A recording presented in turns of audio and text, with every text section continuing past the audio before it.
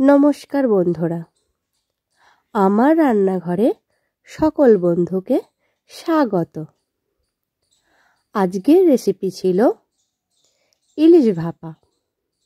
Thumbnail দেখে নিশ্চয়ই বুঝতে পেরেছেন, তবু আমি আরেকবার বলে দিলাম, আজকের রেসিপি ছিল ইলিশ ভাপা। মাছটাকে আমি কেটে নিয়েছি। কেটে নেওয়ার পরে আমি ভালো করে 2 থেকে 3 বার জল দিয়ে ধুয়ে নিয়েছি। মাছটাকে আমি পেটি বার করে নিই, রিং পিস করেছি। এদিকে আমি একটা মশলা বেটে নিয়েছি। এর মধ্যে দিয়েছি সরিষে আর 3 থেকে 4টে কাঁচা লঙ্কা। আমি কিন্তু পেস্টটাকে বেটে নিয়ে ছেঁকে নিয়েছি। তারপর একটা পাত্রের মধ্যে পেস্টটা দিয়ে এর মধ্যে খানিকটা জল দিয়েছি হলুদের গুঁড়ো, লঙ্কার গুঁড়ো আর বেশ কিছুটা সরিষার তেল। মাছগুলোকে ডুবিয়ে রেখেছিলাম 15 থেকে 20 মিনিট।